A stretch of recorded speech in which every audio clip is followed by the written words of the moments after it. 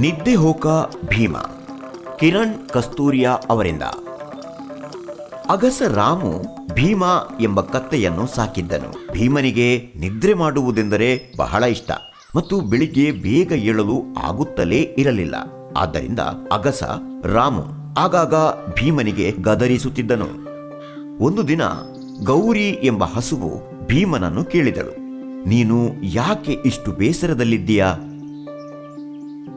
ಅದಕ್ಕೆ ಭೀಮ, ನನಗೆ ಬೇಗ ಏಳಲು ಆಗುವುದಿಲ್ಲ, ದಯವಿಟ್ಟು ಪ್ರತಿದಿನ ಬೆಳಿಗ್ಗೆ ನನ್ನನ್ನು ಎಬ್ಬಿಸುತ್ತೀಯಾ ಎಂದು ಹೇಳಿದನು. ಸರಿ, ನಾನು ಎಬ್ಬಿಸುತ್ತೇನೆ, ಗೌರಿ ಹೇಳಿದಳು. ಮರುದಿನ ಮುಂಜಾನೆ ಗೌರಿ ಜೋರಾಗಿ ಕೂಗುತ್ತಲೇ ಇದ್ದಳು. ಆದರೆ ಭೀಮನಿಗೆ ಎಚ್ಚರವಾಗಲಿಲ್ಲ.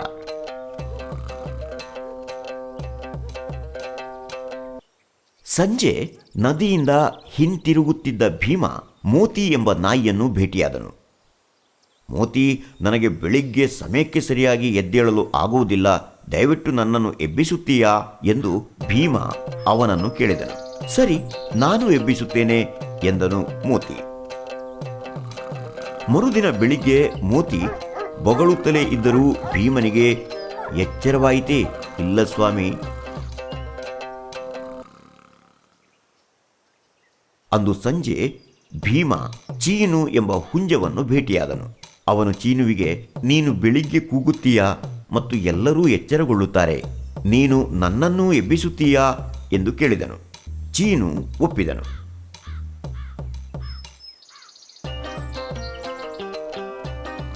ಮರುದಿನ ಬೆಳಿಗ್ಗೆ ಚೀನು ಬಹಳ ಹೊತ್ತು ಜೋರಾಗಿ ಕೂಗಿದನು. ಆದರೂ ಭೀಮನಿಗೆ ಎಚ್ಚರವಾಗಲಿಲ್ಲ.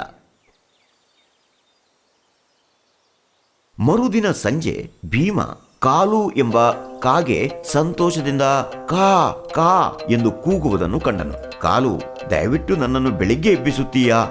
ಅವನು ಕೇಳಿದನು. ಕಾಲು, ಆಗಲಿ, ನಾನು ಕಾ ಕಾ ಎನ್ನುತ್ತಾ ನಿನ್ನನ್ನು ಎಬ್ಬಿಸುತ್ತೇನೆ ಎಂದನು.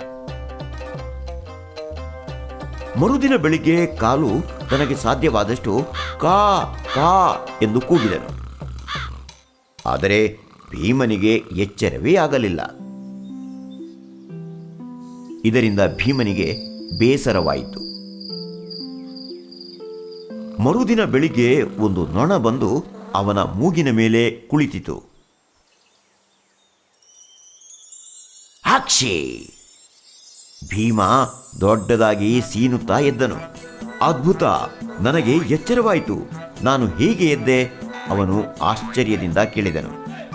ನಾನು ನಿನ್ನನ್ನು ಎಬ್ಬಿಸಿದೆ, ನೊಣ ಹೇಳಿತು. ನೀನು ಪ್ರತಿದಿನ ಬೆಳಿಗ್ಗೆ ನನ್ನನ್ನು ಇದೇ ರೀತಿ ಎಬ್ಬಿಸುತ್ತೀಯಾ? ಖಂಡಿತ ಎಂದಿತು ನೊಣ.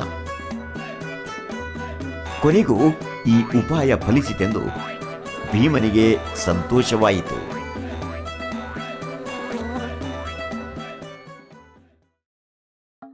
ಹಾಯ್, ಈ ವಿಡಿಯೋವನ್ನು ಲೈಕ್ ಮತ್ತು ಶೇರ್ ಮಾಡಲು ಮರೆಯದಿರಿ ಹಾಗೂ ದಯವಿಟ್ಟು ಕೆಳಗೆ ಕಮೆಂಟ್ ಮಾಡಿ.